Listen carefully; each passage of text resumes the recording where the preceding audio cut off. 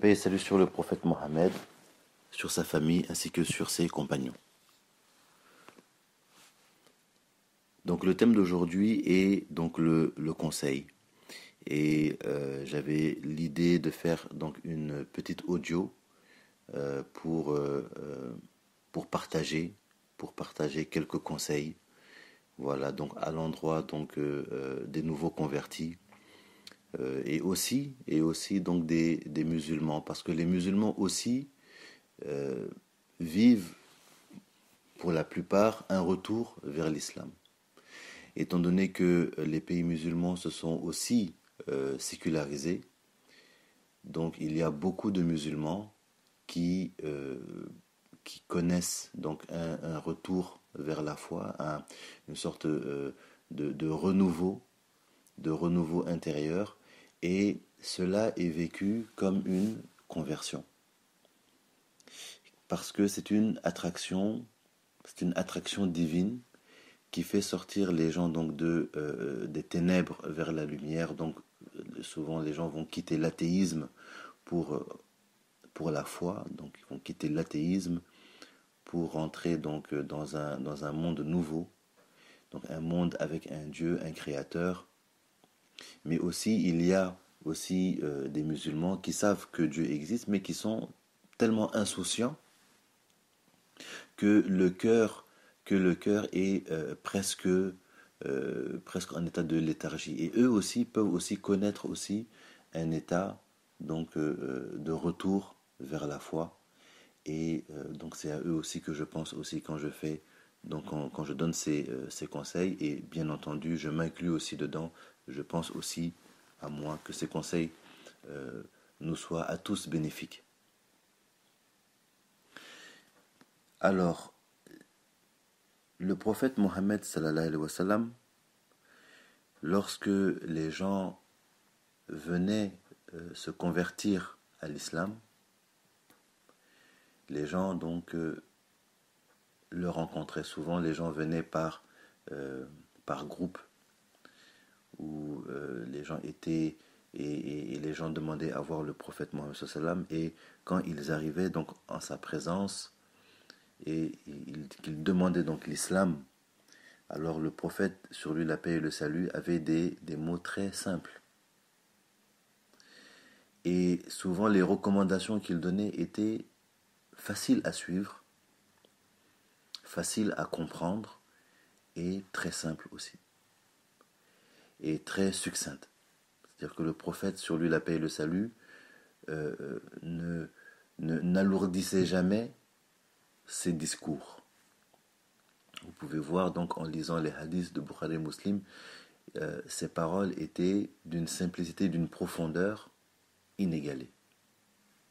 Et souvent, donc quand les gens venaient le voir donc en groupe, ils demandaient donc qu'est-ce qu'il y a. Ils demandaient au prophète qu'est-ce qu'il y avait à faire pour être un bon musulman, pour suivre l'islam, étant donné qu'ils reconnaissent Allah comme seule divinité et le prophète Mohammed sallam comme messager. Alors là, le prophète leur donnait juste deux ou trois indications. Deux ou trois indications. Voilà, il leur disait, par exemple, faites, je vous recommande de vous attacher à quatre choses et de laisser quatre choses. Donc laisser les idoles, laisser l'alcool, c'est tout. Ou, ou ceci et cela, dépendamment donc des personnes qu'il avait, qu'il avait en face de lui. Et ça aussi, c'était la même chose aussi lorsque les gens venaient lui demander des conseils de manière individuelle.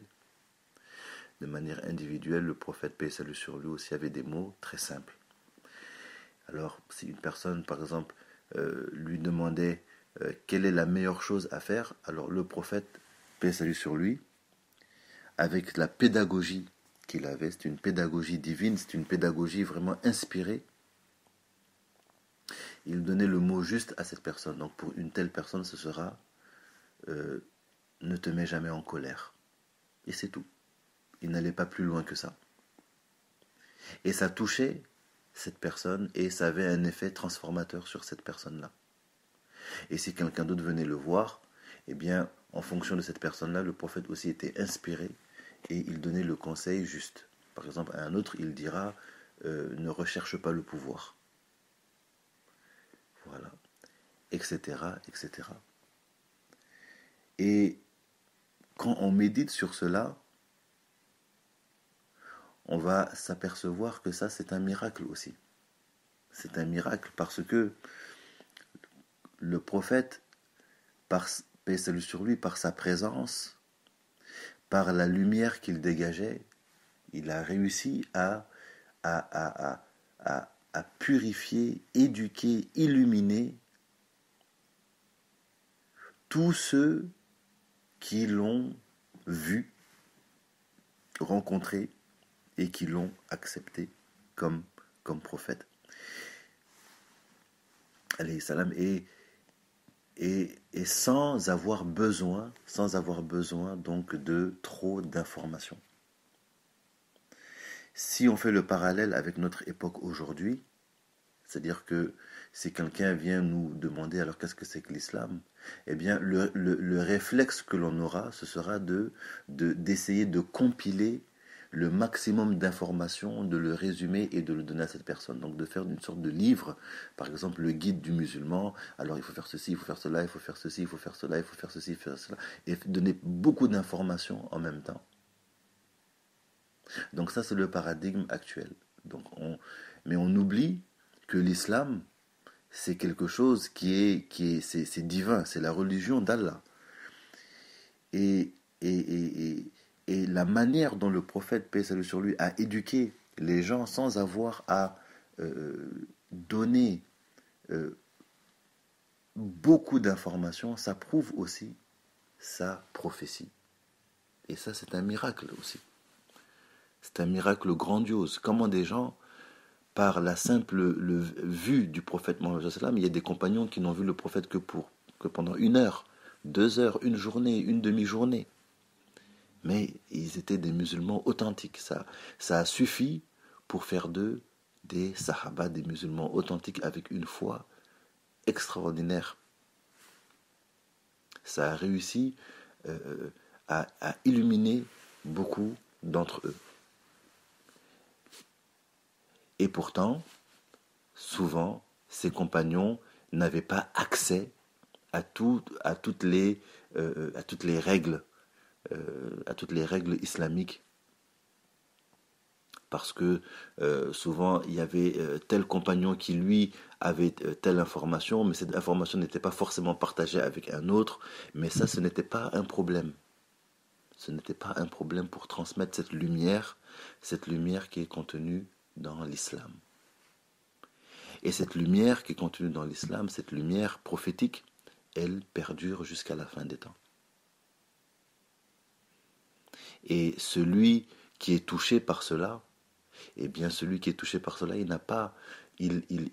va vivre quelque chose, peut-être où il n'arrivera pas à mettre des mots dessus, mais il va vivre quelque chose de très très fort.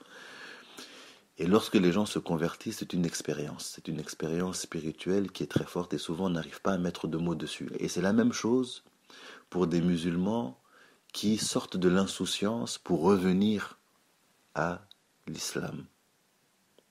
Parce qu'ils savent qu'il y a quelque chose dedans et c'est plus fort qu'eux. Et souvent, cette expérience spirituelle peut arriver avec des causes. Souvent, elle peut arriver sans aucune cause. C'est Allah qui fait, c'est Allah qui décide. On a vu des athées, sans aucune cause, se transformer et avoir la foi du jour au lendemain et devenir musulmans. Et devenir de très bons musulmans. Parce que souvent, même les athées, souvent, ils ont des qualités. Il y a des qualités, mais quand ces qualités sont transmutées, sont amenées dans l'islam, ben, ça donne des musulmans avec ça donne de bons musulmans avec un fort potentiel. Voilà, donc pour revenir donc à notre sujet, donc j'ai par la grâce divine donc été inspiré de donner quelques conseils donc à tous les nouveaux convertis, à tous les reconvertis, à tous les jeunes aussi qui rentrent dans l'islam, tous les jeunes donc à la force de l'âge qui ont du zèle et qui sont motivés pour entreprendre donc un processus donc spiritualisation de leur vie. Donc ce conseil aussi sera utile à eux aussi, Inch'Allah.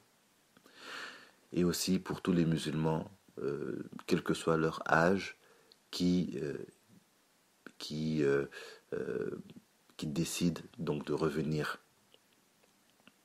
à l'islam, de prendre cela au sérieux, de prendre leur vie aussi au sérieux, parce que prendre l'islam, c'est prendre sa vie au sérieux. Et Inch'Allah, cela sera très utile aussi pour eux et pour nous tous aussi, parce que je m'inclus aussi dedans. Inch'Allah.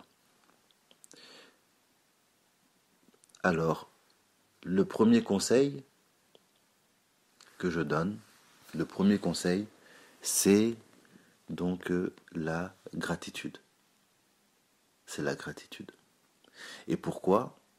Parce que Sidna Cheikh Ahmed Tijani, radiallahu anhu, dans le Jawahirul Mani, a évoqué plusieurs versets du Saint-Coran.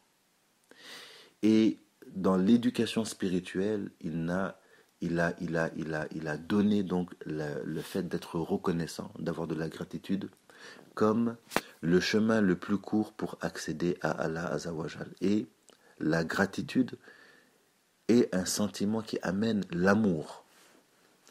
Et c'est un moyen très puissant pour se rapprocher de Allah Azawajal.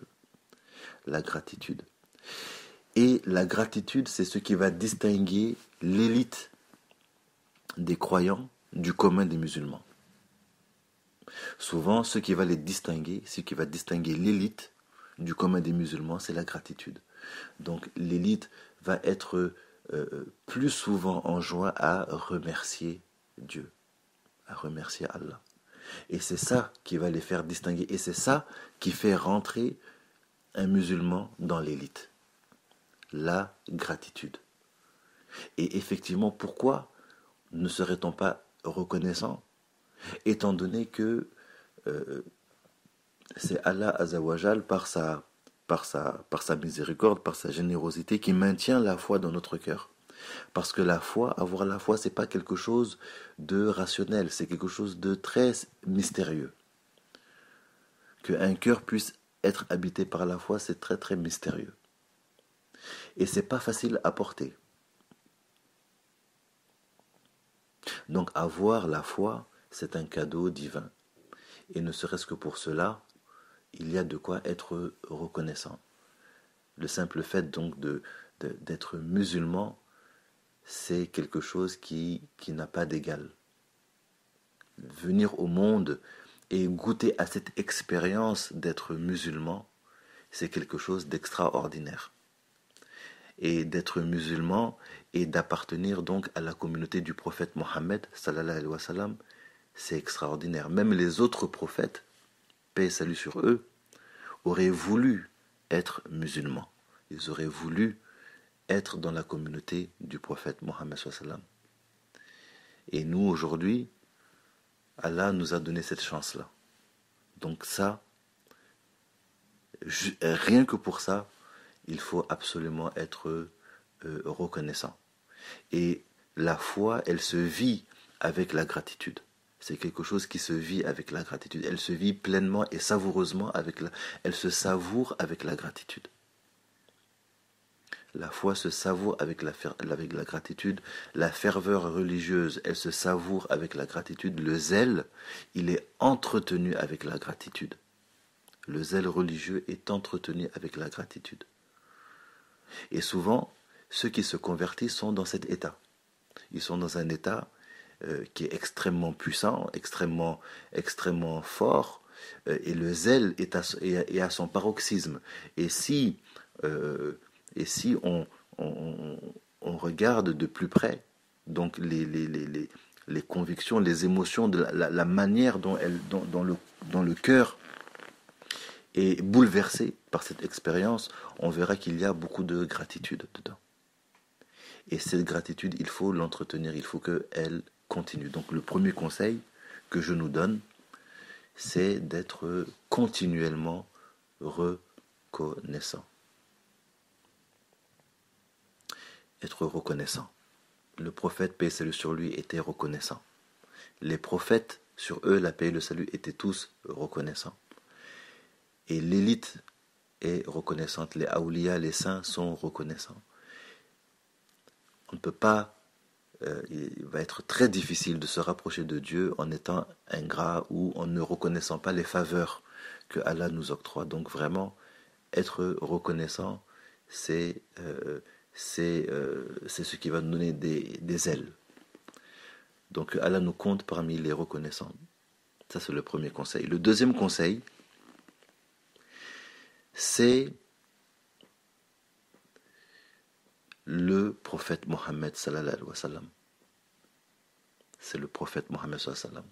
C'est-à-dire que l'islam, c'est le prophète Mohammed sallallahu alayhi wa sallam. C'est-à-dire que le prophète, sur lui la paix et le salut, il est le moyen par lequel et à travers lequel on va se rapprocher de Allah Azza wa Jal. C'est Allah qui a mis le prophète Mohammed sallallahu alayhi wa sallam comme moyen pour se rapprocher de lui. Aimer le prophète Mohammed sallallahu alayhi wa sallam, c'est aimer Allah Azza wa Jal. Obéir au prophète Mohammed sallallahu alayhi wa sallam, c'est obéir à Allah Azza wa Jal.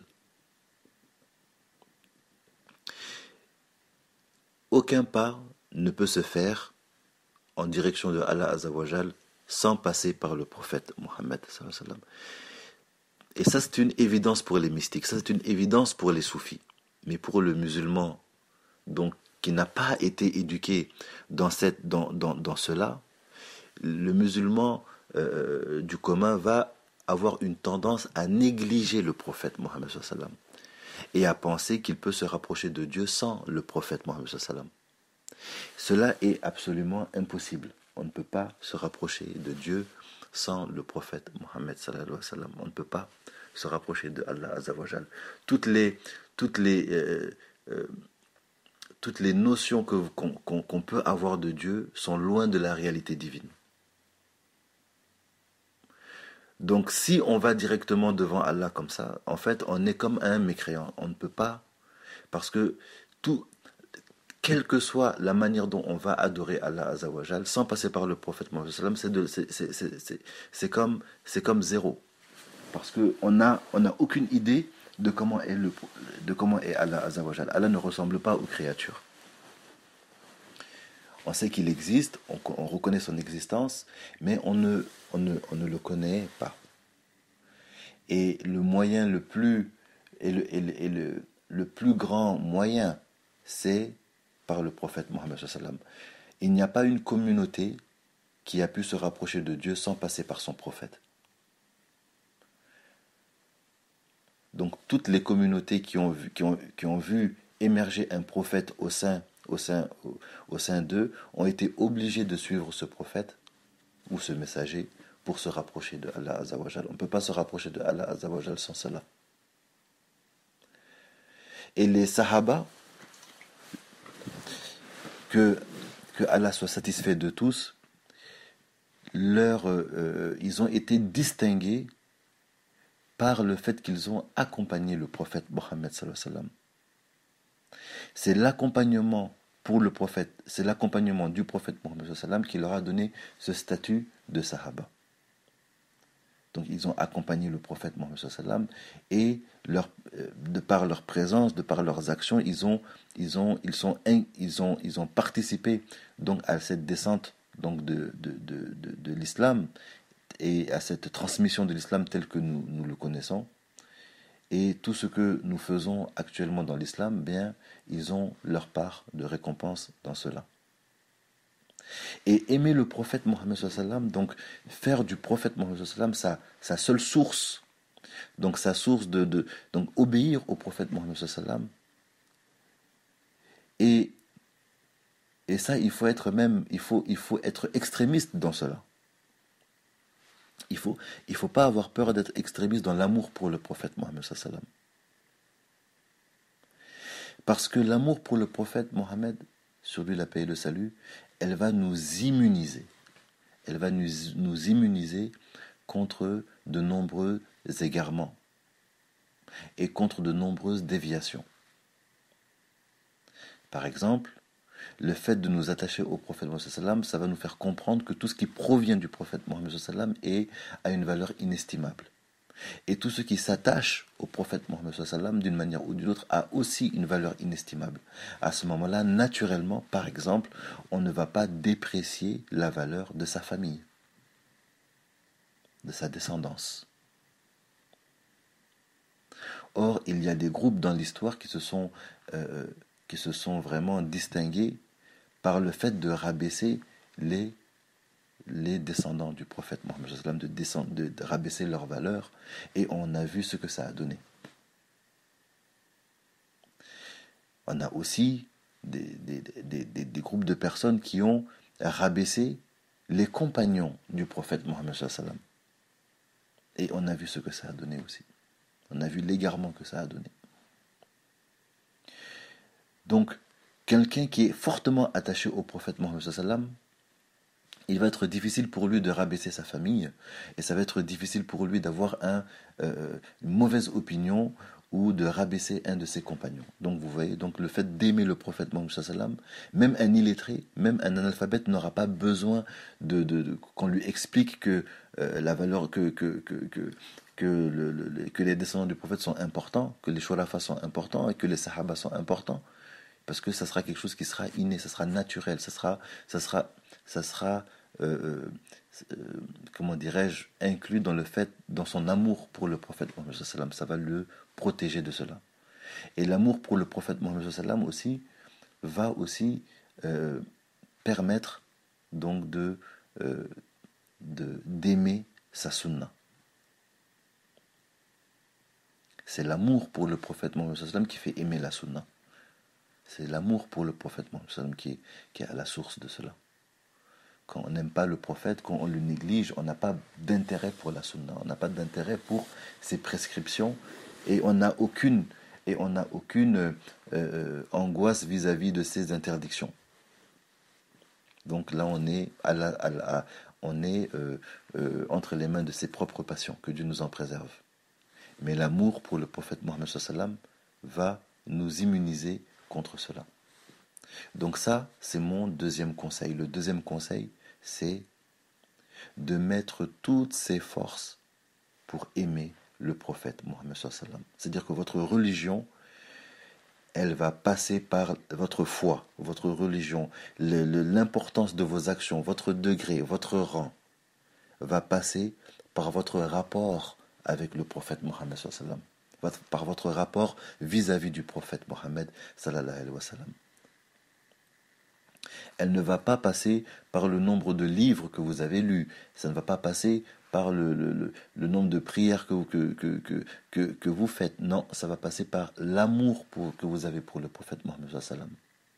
Cet amour pour le prophète Mohammed sallam va vous protéger donc de dévier dans toutes sortes d'hérésies et des choses telles que le coranisme, le progressisme musulman, donc des choses qui sont des immondices, et plein d'autres choses encore. L'amour pour le prophète Mohammed sallam va vous protéger de ça. Et vous allez finir par aimer aussi tout ce qui vous donne de l'amour pour le prophète Mohammed sallam. Donc naturellement, vous allez aimer les awliya, vous allez aimer les voies soufis, vous allez voir que dans les voies soufis, il y a des moyens pour aimer plus le prophète Mohammed sallam. Vous allez aimer tout ce qui peut vous permettre de vous rapprocher du prophète Mohammed sallam, et même de gagner ne serait-ce qu'un atome par jour d'amour pour le prophète Mohammed sallam. Et nous, on demande à Allah que Allah nous abreuve de cela. Parce que notre foi, notre religion, notre degré, notre rang auprès de Allah Azzawajal, il est attaché à cela. Donc ça, c'est mon deuxième conseil. Le deuxième conseil, c'est le prophète Mohammed sallallahu alayhi wa sallam. Il faut que vous en fassiez votre priorité. Le prophète Mohammed sallallahu alayhi wa sallam, dans l'islam, quand on est musulman, c'est notre priorité. Et aimer le prophète Mohammed sallallahu alayhi wa sallam, ça va venir avec toutes les immunités et les forces spirituelles pour nous permettre d'avancer spirituellement. Donc ça, c'est le deuxième conseil, l'amour pour le prophète Mohammed sallallahu alayhi wa sallam. On avait dit le premier, c'est la gratitude. Donc d'œuvrer par gratitude, d'avancer avec la gratitude. Et le deuxième, c'est le prophète Mohammed sallallahu alayhi wa sallam. Voilà. Et les deux, y a pas un, les deux vont ensemble. Hein, les deux vont ensemble. C'est pas parce que j'ai mis le prophète après la gratitude qu'il est moins important. Les deux vont ensemble. Alors le troisième conseil, et là je ne vais pas faire trop long, mais le troisième conseil, c'est maintenant d'apprendre les essentiels de la religion. Pas besoin de rentrer trop dans les détails. Pas besoin de rentrer trop dans les détails. Il y a des priorités. Il y a des priorités dans la pratique religieuse. Et la priorité des priorités, c'est d'apprendre à prier. D'apprendre à prier. Ça peut prendre une semaine, ça peut prendre 3 mois, ça peut prendre 1 an, ça peut prendre 10 ans, mais il faut être dans une intention sincère d'apprentissage de la prière. Donc si vous êtes en train d'apprendre à prier et que vous mourrez à ce moment-là, peut-être voilà, vous serez compté, Inch'Allah, parmi voilà, ceux qui en tout cas étaient en train d'apprendre à prier. Ça vaut mieux que de négliger cet aspect-là, ça vaut mieux aussi que de ne pas que de refuser cela. Donc l'apprentissage de la prière, donc les 5 prières canoniques, elle est absolument primordiale parce que les autres actions vont tourner autour de la prière. Et dans le wird Tijani, quand vous prenez le wird Tijani, quand vous prenez l'initiation dans la Tijania, c'est même quelque chose qu'on nous rappelle, de prendre soin de nos prières. Et on nous donne, on nous recommande fortement de prier dans la manière la plus optimale, c'est-à-dire que on va prier en groupe, à l'heure, etc., etc. Donc ça, c'est extrêmement important. La prière est extrêmement importante et c'est même pas négociable en plus. Ce n'est même pas négociable. Toutes les actions ne sont valables qu'avec la prière, avec les prières canoniques. Donc toutes les zikrs que l'on fait, les lectures de Coran, etc., etc., s'il n'y a pas de prière, eh bien c'est comme zéro. C'est-à-dire que quelqu'un qui se présente le jour de la résurrection, donc le jour du jugement dernier, sans prière, on ne regarde même pas ses actions. Et ça, c'est un hadith prophétique. Donc, il faut apprendre à prier.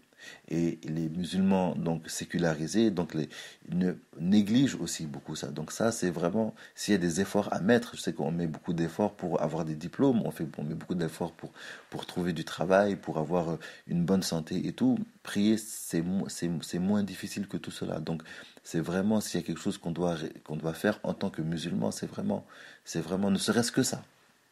Donc, apprendre à prier et prier. Mettre les efforts pour prier.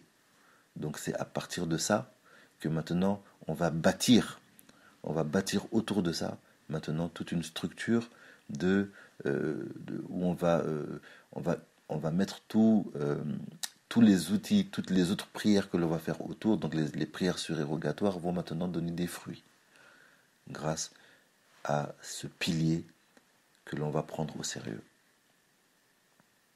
Donc le troisième conseil, c'est la prière canonique, très importante. Le quatrième conseil, et ça va être le dernier conseil, c'est de faire un maximum de salawat, un maximum de prières sur le prophète Mohammed sallallahu alayhi wa sallam. Les prières sur le prophète Mohammed sallallahu alayhi wa sallam, encore une fois, c'est quelque chose qui est malheureusement négligé par les musulmans, sauf les musulmans qui sont dans des voies soufis, c'est eux qui prennent ça très au sérieux. Mais les musulmans du commun ne donnent pas beaucoup d'importance à cela. Et c'est très dommage parce que c'est dans la prière sur le, c'est la prière sur le prophète Mohammed sallallahu alayhi wa sallam maintenant qui va donner du carburant et qui va travailler extérieurement et intérieurement dans la vie du musulman. Toutes les lumières qui sont attachées dans les salawats proviennent du prophète Mohammed sallallahu alayhi wa sallam. En fait, les prières sur le prophète sont des aspects du prophète Mohammed sallallahu alayhi wa sallam. Donc c'est pour ça qu'elles ont même un pouvoir éducatif. Celui qui prie beaucoup sur le prophète Mohammed sallallahu alayhi wa sallam, c'est assez pour faire de lui un wali, un saint. Prier beaucoup sur le prophète Mohammed sallallahu alayhi wa sallam fait comprendre l'islam. Prier beaucoup sur le prophète Mohammed sallallahu alayhi wa sallam fait connaître le prophète Mohammed sallallahu alayhi wa sallam. Prier beaucoup sur le prophète Mohammed sallallahu alayhi wa sallam fait connaître Allah azza wa jal. Et prier beaucoup sur le prophète Mohammed sallallahu alayhi wa sallam, ça assainit. Ça assainit la vie, ça assainit intérieurement et de nombreuses bénédictions sont attachées à cela. Tous les maîtres soufis en parlent, tous les maîtres soufis en donnent de l'importance à la prière sur le prophète, salatul ala nabi. Tous les soufis donnent de l'importance à cela et tous les saints sont devenus des saints avec ça. Les prières sur le prophète, tous les soufis sont devenus des soufis avec ça. Les sahaba aussi faisaient des prières sur le prophète. Voilà, c'est une injonction en plus, c'est une injonction divine en plus. C'est une injonction divine que l'on retrouve dans le Saint-Coran. Donc prier sur le prophète Mohammed sallam vraiment est extrêmement important. Donc vraiment un musulman, un nouveau converti, un musulman qui veut se ressourcer ou prendre au sérieux sa spiritualité, eh bien il faut qu'il mette de l'emphase et beaucoup d'importance à la récitation des salatul ala nabi, les prières sur le prophète. Il faut en réciter beaucoup, chaque jour. 500, 1000, 2000, 3000, on connaît des gens qui en font plus de 10 000 par jour. Et ça, c'est extraordinaire. Il y a beaucoup de saints ont vu le prophète Mohammed sallam, voient le prophète Mohammed sallam et l'ont vu à l'état de veille grâce à la prière sur le prophète Mohammed sallam. Et les prières sur le prophète, sur lui la paix et le salut, elles vont remplir le cœur. Elles vont remplir le cœur de nour, donc de lumière. Et ces lumières elles viennent chargées donc de sciences ésotériques et de sciences qui font comprendre aussi la sunna, qui font comprendre les prescriptions et proscriptions prophétiques.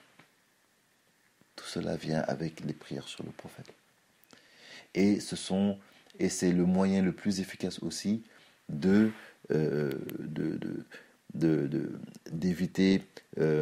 de dissiper les malheurs, de dissiper les épreuves.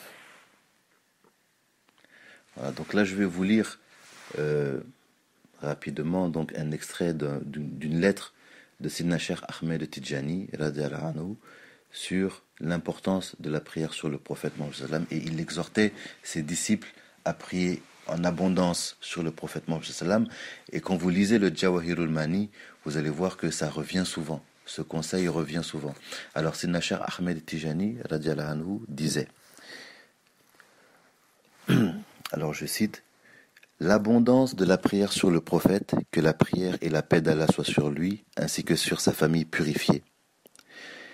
En effet, en raison de l'intense considération d'Allah envers son bien-aimé, que la prière et la paix d'Allah soient sur lui, il s'est engagé, donc Allah, glorifié et exalté soit-il, pour celui qui prie une fois, à prier sur lui 10 fois.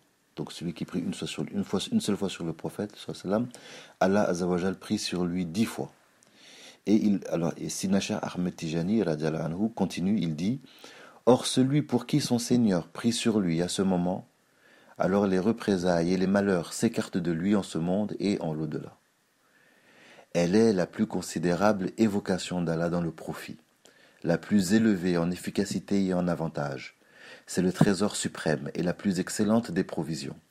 Elle se charge de tout ce qui est demandé en ce monde et en l'au-delà, pour repousser ou attirer en toute chose. Et celui qui abonde dans son usage, il devient alors parmi les plus grands amis sincères d'Allah. Ayez pour but, à travers cela, la glorification de la valeur d'Allah et de sa grandeur, ainsi que celle de son prophète, que la prière et la paix d'Allah soient sur lui. Celui qui persiste à faire cela, comme nous l'avons évoqué, il triomphera par l'agrément d'Allah dans l'au-delà et dans ce monde. Il trouvera la facilité dans ses demandes et la prospérité dans les domaines de sa vie. Il constatera la bénédiction de cela par la dissipation des calamités et la préservation contre les maux des ennemis et des envieux. En somme, il trouvera une bénédiction dans chacune de ses demandes, religieuses et mondaines, et en y persistant, la bénédiction le couvrira, ainsi que ses enfants et ses petits-enfants. Donc ça, c'est Sidna Cheikh Ahmed Tijani qui parle. Et Sidna Cheikh Ahmed Tijani, il dit encore, donc dans une autre à une autre occasion, il dit, et ça dans le Jawalmani, on peut le trouver, cette phrase, il dit, la grande chose à laquelle je t'incite, c'est de faire beaucoup de prières sur le prophète, sallallahu alayhi wa sallam, avec la présence du cœur. Il est le trésor sublime et le meilleur approvisionnement. Donc ça donne une idée donc de l'importance de la prière sur le prophète. Et le prophète aussi, paix et salut sur lui, lui aussi, il a parlé aussi, il a encouragé les sahaba aussi à prier sur lui, à cause des bienfaits que cela apporte. Le prophète, sur lui la paix et le salut, a dit que celui qui a des difficultés à atteindre son objectif multiplie les prières sur moi, car la prière sur moi est à même de dissiper les soucis, les afflictions et les angoisses, d'accroître les fortunes et de satisfaire les besoins. Voilà, donc ça c'est le prophète Mohammed sallallahu alayhi wa sallam lui-même qui parle et qui dit cela. Donc ça, ce sont les conseils donc, que je donne à moi-même pour commencer, ainsi qu'à tous les convertis, tous ceux qui rentrent dans l'islam, tous les nouveaux convertis, tous les reconvertis, tous les musulmans qui sortent de l'insouciance, tous les jeunes aussi qui rentrent dans l'islam avec force et qui ont de bonnes intentions et qui veulent avancer dans l'islam. Ça, ce sont les conseils que je leur donne. Donc il y a 4 conseils. Et autour de ces 4 conseils-là, eh bien, il n'y aura que de bonnes choses, Inch'Allah. Donc les 2 premiers conseils, c'est la gratitude et l'amour du prophète Mohammed sallallahu alayhi wa sallam. Donc ça, ce sont des choses intérieures. Les 2 deuxièmes conseils, ce sont des actions, donc la prière canonique, les 5 prières, et les salawats, les prières sur le prophète. Si vous suivez ces conseils-là, Inch'Allah, Dieu va faciliter. Que Allah nous aide à suivre ces conseils-là. Parce qu'il y a beaucoup de bonheur dans cela. Il y a beaucoup de bonheur dans cela et beaucoup d'ouverture dans cela aussi. Et vous voyez que l'islam n'est pas difficile. L'islam n'est pas compliqué. Ça, ce sont des conseils qui suffisent à aller loin dans l'islam. Donc, si vous voulez maintenant, si vous avez une vocation d'être un spécialiste dans la jurisprudence, ou un spécialiste dans le hadith, ou un spécialiste dans le tafsir, donc dans l'exégèse coranique, eh bien, alhamdoulilah. Mais pour être un bon musulman, pour être proche de Dieu, vous voyez, il n'y a pas besoin de grand-chose. Donc des choses essentielles comme cela suffisent. Et suivre ces conseils-là ne vont pas vous empêcher de vivre normalement, de vivre une vie normale, une vie sociale riche, remplie. Ça ne va pas vous empêcher de vivre cela. Donc moi-même, j'ai une vie, j'ai fait mes études en France, à Toulouse, j'ai réussi mes études par la grâce d'Allah et j'ai une vie remplie. Voilà. Bon, je suis encore jeune, hein, j'ai 40 ans seulement, mais c'est-à-dire que le fait d'être musulman et de rentrer et d'être dans un processus de purification, c'est-à-dire d'être dans une voie soufie et de prendre vraiment l'islam au sérieux, ça n'empêche pas de vivre.